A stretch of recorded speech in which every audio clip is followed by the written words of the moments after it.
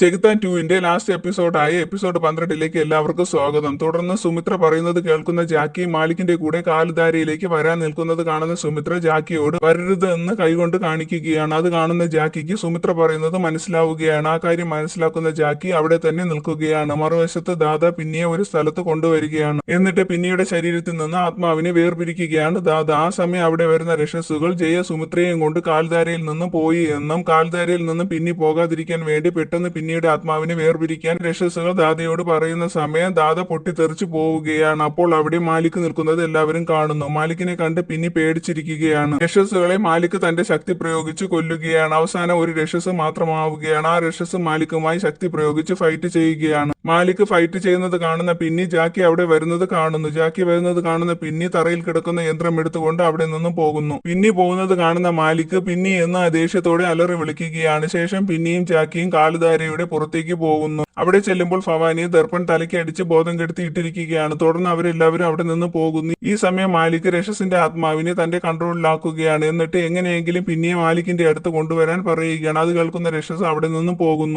അത് കണ്ട് സന്തോഷത്തോടെ നിൽക്കുകയാണ് മാലിക്. ഇതേ സമയം ഓടി രക്ഷപ്പെടുന്ന വിക്രമിന്റെ ശരീരത്തിൽ രക്ഷസിന്റെ ആത്മാവ് കയറുകയാണ്. ബാക്കിയുള്ളവർ ഇതൊന്നും അറിയുന്നില്ല. തുടർന്ന് അവരെല്ലാവരും അവിടെ നിന്ന് രക്ഷപ്പെടുകയാണ്. ശേഷം ജയയുടെ മക്കളെ വളർത്തുന്നത് ജാക്കിയാണെന്ന് ജയ എല്ലാവരോടും പറയുകയാണ്. എന്നിട്ട് ജയ പിന്നിയോടും ജാക്കിയോടും കാൽധാരയിൽ നിന്ന് പുറത്തു കൊണ്ടുവന്നതിനും മക്കളെ വളർത്തിയതിനും നന്ദി പറയുകയാണ്. തുടർന്ന് ജാക്കി കുട്ടികളുള്ള സ്ഥലം ജയയ്ക്ക് പറഞ്ഞു കൊടുക്കുമ്പോൾ ജയ അവിടെ നിന്ന് പോകുന്നു. ശേഷം അവർ മാപ്പിൽ യന്ത്രം വെച്ച് നോക്കുകയാണ്. അപ്പോൾ അതിൽ ബ്രഹ്മാന്തർ ഫൂറൻഘട്ടിലെ പാലസിന്റെ അകത്താണെന്ന് അറിയുന്ന എല്ലാവരും ഞെട്ടി നിൽക്കുകയാണ്. ഈ കാര്യങ്ങളെല്ലാം വിക്രമിന്റെ ശരീരത്തിലുള്ള രക്ഷസ് കേൾക്കുകയാണ്. അത് കേൾക്കുന്ന വിക്രം ഇപ്പോൾ വരാമെന്ന് പറഞ്ഞ് അവിടെ നിന്ന് പോകുന്നു. മാറി ഒരു സ്ഥലത്ത് വരുന്ന വിക്രം മാന്ത്രിക ശക്തിയിലൂടെ മാലിക്കിനോട് സ്വർണ്ണപ്രഭയുടെ ശക്തികൾ ഫൂറൻഘട്ടിലെ പാലസിലെ ബ്രഹ്മാന്തറിലെ തിലിസിലാണ് ഇരിക്കുന്നതെന്ന് പിന്നെ അറിഞ്ഞു എന്നും അവർ ഫൂറൻഘട്ടിലേക്ക് പോകാൻ പ്ലാൻ ചെയ്യുകയാണെന്ന് വിക്രം പറയുകയാണ്. അത് കേൾക്കുന്ന മാലിക് നിക്കിയെ പോലെ പിന്നിക്ക് സ്വർണ്ണപ്രഭയുടെ ശക്തികൾ കിട്ടും. ജന്മജന്മാന്തരമായി നടക്കുന്ന ഈ കഥയ്ക്ക് അവസാനം എന്തായിരിക്കും എന്ന് ഞാൻ എഴുതി കഴിഞ്ഞു എന്ന് പറഞ്ഞിട്ട് മാലിക് വിക്രമിനോട് പിന്നിയെ ഫൂറൻഘട്ടിലേക്ക് കൊണ്ടുവരാൻ പറയുകയാണ്. അത് കേൾക്കുന്ന വിക്രമിന്റെ ശരീരത്തിലുള്ള രക്ഷസ് പിന്നിയെ കൊണ്ടുവരാമെന്ന് പറയുകയാണ്. ശേഷം ഫൂറൻഘട്ടിൽ വരുന്ന മാലിക് ഗുലാബിനോട് നേത്രയെ കൊന്നു എന്ന് പറയുന്നു. അത് കേട്ട് പേടിക്കുന്ന ഗുലാബ് മാലിക്കിന്റെ അടിമയാകാമെന്ന് സമ്മതിക്കുകയാണ്. തുടർന്ന് പിന്നി വരുന്നതും കാത്തു നിൽക്കുകയാണ് മാലിക്. കാരണം ബ്രഹ്മാന്തറിലെ തിലിസ് തുറക്കാൻ ദുഷ്ടശക്തികൾക്ക് കഴിയില്ല. പിന്നിക്ക് മാത്രമേ തിലിസിൽ നിന്നും ശക്തികൾ എടുക്കാൻ കഴിയൂ എന്ന് പറയുകയാണ്. ഈ സമയം മറുവശത്ത് എല്ലാവരും ഫൂറൻഘട്ടിലേക്ക് പോകാൻ തുടങ്ങുമ്പോൾ അവിടെ വരുന്ന വിക്രം പിന്നിയെ ഫൂറൻഘട്ടിലേക്ക് വിക്രം കൂട്ടിക്കൊണ്ടുപോകാമെന്ന് പറയുകയാണ്. അത് കേട്ടിട്ട് ഡൗട്ട് തോന്നുന്ന ജാക്കി അവർ പോകുന്നതിന് തടസ്സം നിൽക്കുന്നത് കാണുന്ന വിക്രം ജാക്കിയോട് ഓരോന്നും പറഞ്ഞ് തർക്കിക്കുകയാണ്. വിക്രം വയലന്റ് ആവുന്നത് കാണുന്ന സുമിത്ര നമുക്ക് ആലോചിച്ച് തീരുമാനമെടുക്കാമെന്ന് പറയുന്നത് കേട്ട് മാറി നിൽക്കുന്ന വിക്രമിൽ ഉണ്ടാകുന്ന മാറ്റം ജാക്കി ശ്രദ്ധിക്കുകയാണ്. അപ്പോൾ ജാക്കിക്ക് വിക്രമിന്റെ ശരീരത്തിൽ വേറൊരു ആത്മാവ് ഉണ്ടെന്ന് മനസ്സിലാകുന്നു. അത് മനസ്സിലാക്കുന്ന ജാക്കി വിക്രം പിന്നിയെ കൊണ്ടുപോകാൻ ശ്രമിക്കുമ്പോൾ ഒരു നാരങ്ങ ബാഗിൽ നിന്ന് എടുത്ത് വിക്രമിന്റെ നേരെ എറിയുമ്പോൾ വിക്രം ആ നാരങ്ങ കയ്യിലെടുക്കുന്നു. ആ സമയം വിക്രമിന്റെ ഭാവം മാറി വിക്രം രക്ഷസിനെ പോലെ സംസാരിക്കുന്നു. അത് കണ്ട് എല്ലാവരും പേടിച്ച് നിൽക്കുമ്പോൾ ജാക്കി വിക്രമിന്റെ ശരീരത്തിൽ ഒരാത്മാവ് ഉണ്ടെന്ന് പറയുന്നു. എന്നിട്ട് ജാക്കി ഒരു പവർ ഉള്ള കല്ല് വിക്രമിന്റെ നെറ്റിയിൽ വെച്ചിട്ട് വിക്രമിന്റെ ശരീരത്തിൽ നിന്ന് ആത്മാവിനോട് ഇറങ്ങി പോകാൻ പറയുകയാണ്. എന്നിട്ട് വിക്രമിനോട് പിന്നിക്ക് വേണ്ടി ആത്മാവിനെതിരെ ഫൈറ്റ് ചെയ്യാൻ പറയുന്നു. വയലന്റ് ആകുന്ന വിക്രം ജാക്കിയെ തള്ളി മാറ്റിയിട്ട് പിന്നിയെ അവിടെ നിന്ന് കൊണ്ടുപോകാൻ ശ്രമിക്കുന്നു. അത് കാണുന്ന സുഗുണ വിക്രമിന്റെ കയ്യിൽ പിടിച്ചിട്ട് വിക്രമിനോട് ശരീരത്തിൽ നിന്നും ദുഷ്ടശക്തിയെ ഒഴിവാക്കിയില്ല എങ്കിൽ ആ ദുഷ്ടശക്തി പിന്നിയെ മാലിക്കിന്റെ അടുത്ത് കൊണ്ടുപോകും. പിന്നെ ഒരു ആപത്തും ഇല്ലാത്ത ഈ ലോകത്ത് കഴിയുമ്പോൾ മാത്രമേ നമ്മുടെ രണ്ടുപേരുടെ ആത്മാവിന് ശാന്തി കിട്ടുകയുള്ളൂ എന്ന് മനസ്സിൽ പറയുന്ന സമയം വിക്രമിന്റെ ശരീരത്തിൽ നിന്ന് ആത്മാവ് പുറത്തു പോവുകയും സുഗുണയും വിക്രമും താഴെ വീഴുകയുമാണ്. താഴെ വീഴുന്ന വിക്രം പിന്നിയോട് മാലിക്കിനെ കൊല്ലണമെന്നും ജാക്കിയോട് ജീവിതകാലം മുഴുവൻ പിന്നിയുടെ കൂടെ ഉണ്ടാവണമെന്നും പറഞ്ഞ് വിക്രം മരിക്കുകയാണ്. അത് കണ്ട് എല്ലാവരും അലറി വിളിച്ച് കരയുകയാണ്. ശേഷം സുഗുണയുടെയും വിക്രമിന്റെയും ആത്മാവിന് ഒരിക്കലും വിഷമിക്കേണ്ടി വരില്ല, മാലിക്കിനെ കൊല്ലുമെന്ന് വാശിയോടെ പറയുകയാണ് പിന്നി. അത് കേൾക്കുന്ന ജാക്കി എന്തിനും പിന്നിയുടെ കൂടെ ഉണ്ടാകുമെന്ന് പറയുകയാണ്. അവിടെ സീൻ കട്ട് ചെയ്ത് സുമിത്രയും ജാക്കിയും പിന്നിയും ഫൂറൻഘട്ടിലെ പാലസിൽ വരികയാണ്. ആ കാര്യം മാലിക് മനസ്സിലാക്കുകയാണ്. മാലിക് പിന്നിയെ കണ്ടുപിടിക്കാൻ ഭവാനിയോടും ഗുലാബിനോടും പറയുകയാണ്.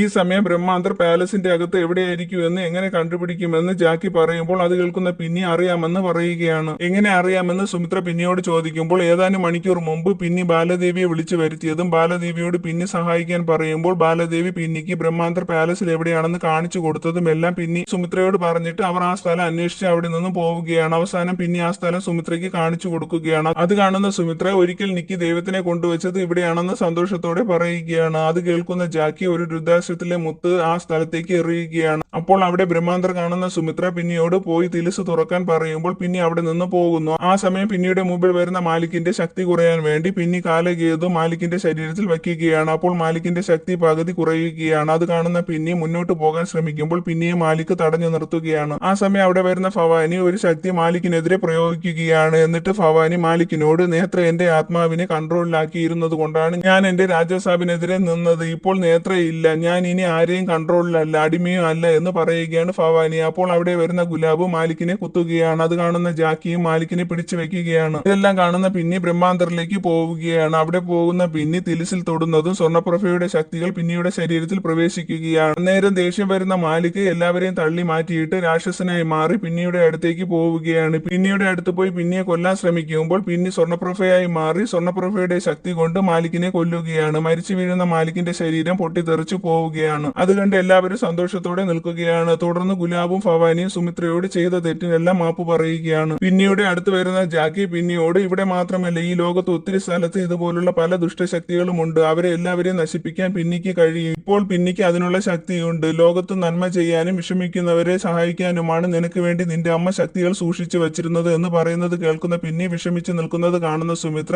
എന്റെ കാര്യം ആലോചിച്ച് വിഷമിക്കേണ്ട, ഞാൻ ഈ ഫൂറൻ കെട്ടിലുള്ളവർക്ക് വേണ്ടി ജീവിക്കുമെന്ന് പറയുകയാണ്. അത് കേൾക്കുന്ന പിന്നി ജാക്കിയോട്, മുത്തശ്ശന് വാക്ക് കൊടുത്തതുപോലെ ഇപ്പോഴും എന്റെ കൂടെ ഉണ്ടാവില്ലേ, അടുത്ത ലോകത്തേക്ക് പോകുന്ന യാത്രയിൽ എന്റെ കൂടെ വരാൻ ആഗ്രഹമുണ്ടോ എന്ന് സന്തോഷത്തോടെ പിന്നി ചോദിക്കുമ്പോൾ, ഇതൊക്കെ ചോദിക്കേണ്ട കാര്യമാണോ, ഞാൻ ഇപ്പോഴേ റെഡി എന്ന് പറഞ്ഞിട്ട് സുമിത്രയുടെ അനുഗ്രഹം വാങ്ങുകയാണ് അവർ രണ്ടുപേരും. ശേഷം അവർ രണ്ടുപേരും സന്തോഷത്തോടെ ബ്രഹ്മാന്തറിന്റെ അകത്തേക്ക് വേറൊരു ലോകത്തേക്ക് വേറൊരു ദുഷ്ടശക്തിയെ നശിപ്പിക്കാൻ വേണ്ടി പോകുന്നതും കാണിച്ച് ചെകുത്താൻ 2 ന്റെ സ്റ്റോറി ഇവിടെ അവസാനിക്കുകയാണ്. അടുത്ത പുതിയ വെറൈറ്റി സ്റ്റോറിയുമായി ഉടൻ വരും. ബൈ.